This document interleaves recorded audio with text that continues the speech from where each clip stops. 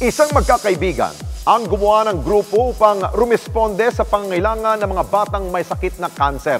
Sila ang Open Arms Group. Ang kasiyahan at pag-asa ng kanilang naihahatid sa mga natatangi nilang natutulungan. Narito po, panuurin ninyo. Papel, lapis, krayola. Ilan lamang ito sa mga natatanggap na mga batang dumalo sa back-to-school program ng grupong Open Arms Group. Ngunit hindi lamang basta mga bata ang kanilang reregaluhan ng mga gamit pang-eskwela. Dahil ang kanilang pasisihain, mga batang nakipaglaban sa sakit na kanser. At ang kanilang pagresponde sa mga batang itinuturing nilang warriors, ilang taon na nilang ginagawa.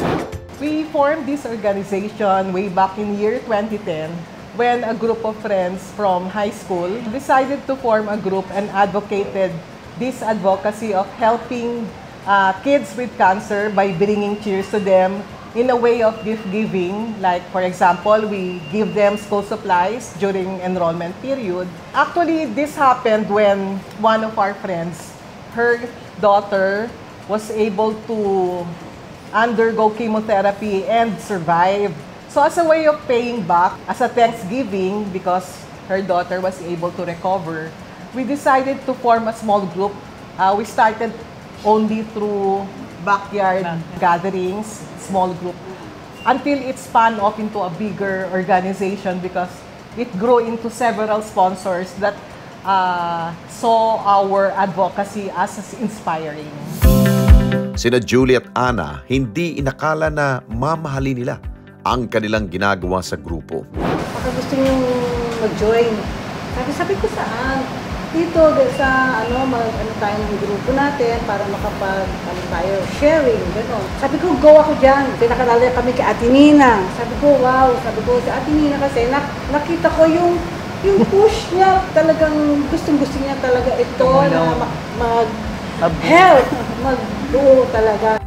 Ever since, tumutulong ako talaga sa mga nangangailangan. Yan talagang advocacy ko. Sabi ko, mag-sponsor ako. Tapos ngayon, kami na lang talagang nabuo nila Ate Nina na talagang si Ate Nina rin talagang nag-proceed na ito ang gulo namin gulo namin to. Si Mercy naman, nakilala ang Open Arms Group dahil na rin sa kanyang pinagdaanan. Nakasama ako sa grupo nila year 2014 na nawala yung daughter ko na nagkaroon ng leukemia ng 2013. So after a year na talagang grieving and everything, accidentally na-met ko si Nina and it was love at first sight. Naramdaman ko sa Open Arms Group yung kung gaano nila ako winelcome, kung gaano nila kami in-embrace ng anak ko and yun na yung naging daan para yung advocacy nila na makatulong sa mga batang may cancer, makapagbigay ng konting saya, kahit konting ngiti, okay na eh. Yun yung nagpa-inspired sa akin na talagang mag-all-out support and maging member talaga ng Open Arms Group. Ganun ko sila kamahal. Nagkakilala kami kasi merong isang bata sa Olongapo na may cancer na gustong mag-debut party. Nung nakilala ko ang grupo, especially si Nina, doon na yung nag-umpisa na medyo naisip namin ni Julia na gamitin na namin yung grieving namin into something na makakapagpasaya sa mga bata. Kasi sa totoo lang hindi madali ang mawala ng anak. Hindi man nila sinasabi exactly kung ano yung mga words na kailangan namin marinig. Hindi ganoon eh. Kumbaga, yung comfort na ibinibigay nila sa amin, yung simpleng pagngiti lang nila, yung pag nagkikita-kita kami, yung niyayakap nila kami, enough na eh.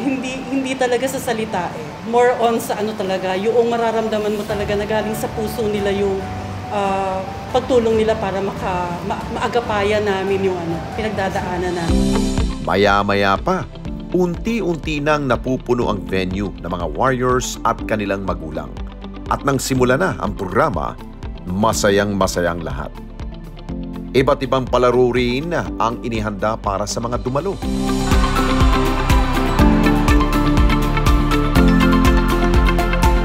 At ilang sandali pa, ipinamahagi na sa mga bata ang kanilang mga regalo mula sa iba't iba nilang sponsors.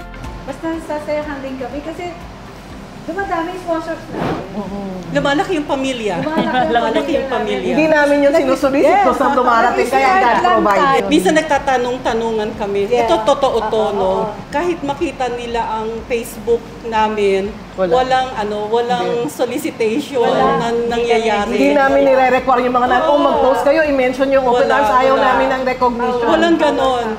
Pero Ayaw nakakatuwa namin. na every time na mayroon ganitong mga darating na mga Oo. events, talagang pull pa kami sa mga sponsor. Isa rin sa ginagawa ng grupo ay ang paghahanap ng iba't ibang organisasyon at individual na makatutulong sa gamutan ng mga bata. Tumutulong kami sa way na pumupunta kami sa mga government institutions na tumutulong din sa kanila like the Medical Social Services ng PGH. Nagbibigay yan ng guarantee letter eh. Kung hindi man namin matustusan yung bone marrow aspiration nila, kasi regular yan sa may leukemia eh, tumutulong kami makakuha sa kanila ng guarantee letter, which is somehow mga 10,000 para lang mabayaran yung cost ng bone marrow aspirations. Tumutulong kami, turuan sila kung saan pwedeng kumuha ng tulong, hindi lang sa sarili naming bulsa. Kasi hindi namin kayang tulungan silang lahat sa dami nila. Tinuturoan namin yung mga nanay ng baking, mga livelihood project para hindi lang sila dependent on dole-outs. Tsaka important din yung support sa nanay. Nawawala na rin sila ng trabaho dahil kailangan nilang mag-alaga ng anak nila.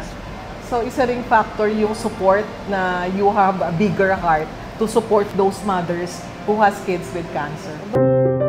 Ilang kamag-anak din ng mga warriors ang ating nakausap at ikinwento nila sa atin ang laban na kanilang kinakaharap araw-araw.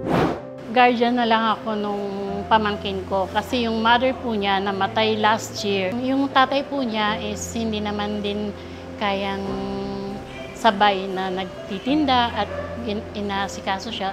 Tapos na po siya sa chemo, remission na po siya nung January, medyo okay na po siya. Napakalaking tulong po nila, hindi lang po yung tuwing may event kasi ang pinakamabigat po dyan, yung gatas, yung chemo po, libre naman po siya sa PGH kasi may cancer institute po. Pero yung minsan po, kahit yung financial, tumutulong sila. Pagka po ganitong nagkikita-kita, ramdam mo po talaga.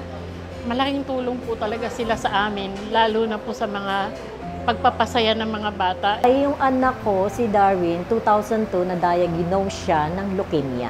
Nag-relapse kami, nag-stroke in the young, nung 10 years old siya. Pag-relapse, syempre, back to zero.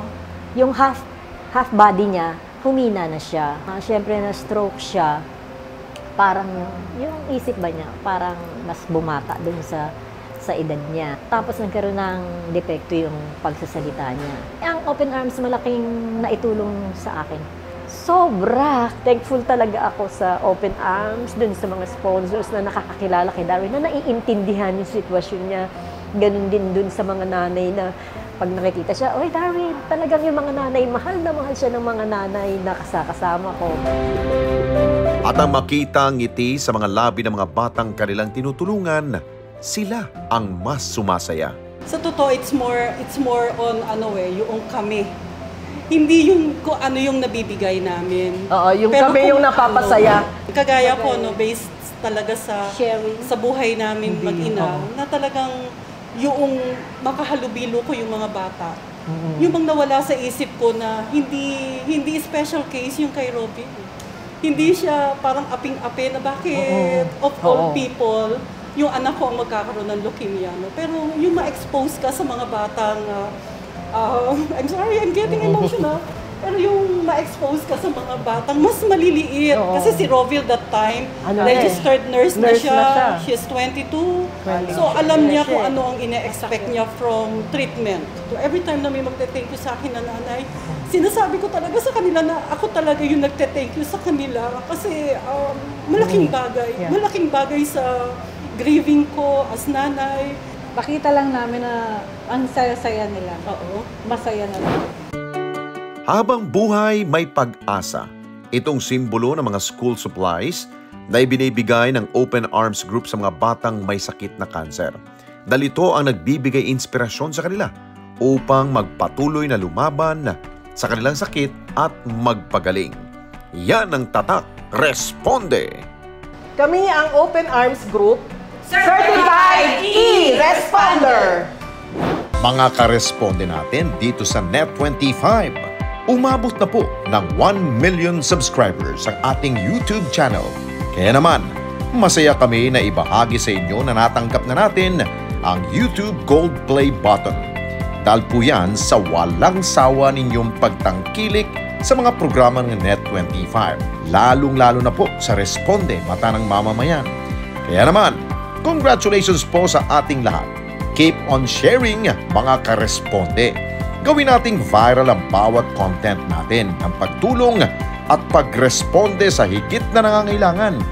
Maraming salamat po sa inyong lahat. Mga kababayan, salamat po sa inyong pong pagsubaybay sa Responde Mata ng Mamamayan. Para mapanood pa ang iba pa naming pagresponde sa ating mga kababayan, i-click lamang ang subscribe button at i-follow lamang ang Net25 social media pages at Net25 TV.